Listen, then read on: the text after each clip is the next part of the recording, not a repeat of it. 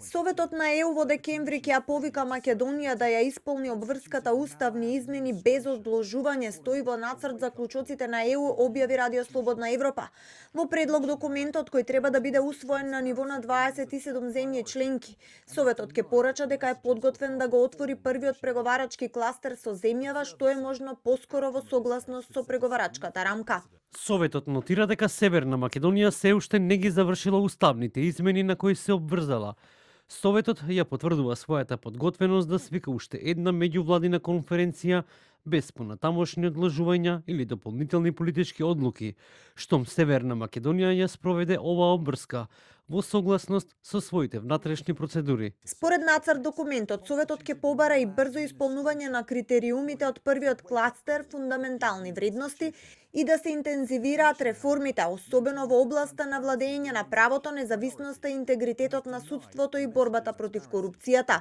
ЕУ ќе ја повика земјата на усвојување на нов кривичен законник и ќе ја пофали за усогласеноста со надворешната политика на Унијата и соработката со Фронтекс. Советот на ЕУ во заклучоците се очекува да ја нагласи и геостратешката важност на проширувањето на Унијата, но и дека напредокот мора да биде заснован на заслуги и преку кредибилен процес. Советот ги повикува сите партнери да ја искористат можноста, да го искористат моментумот и да преземат сите потребни чекори за да го забрзаат својот напредок на патот кон Европската Унија.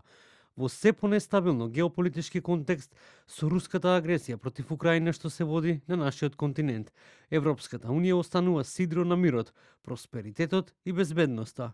Време е за стратешки чекор на Европската Унија кон Западниот Балкан. Двојните стандарди го комплицираат процесот, порача шефицата на државата Силјановска на Балканскиот форум за интеграција 2025 во Црна Гора.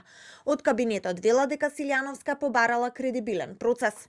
Двојните стандарди го комплицираат процесот и не смеат да се уважуваат. Според неа, членството во Европската Унија е најдобриот начин за отпорност на регионот на трети центри на моќ. Силјановска Давкова нагласи дека во регионални рамки го надминуваме просекот на усогласено со европското законодавство во сите 6 кластери. 100% сме усогласени со заедничката надворешна и безбедносна политика на Европската Унија и заслужуваме да бидеме охрабрени и да добиеме шанса за почеток на преговори.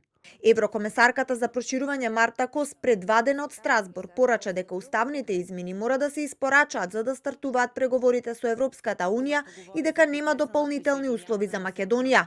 Кос изјави и дека за земјата има две важни точки во процесот на преговори со ЕУ: реформи и промена на уставот. Треба да зборам за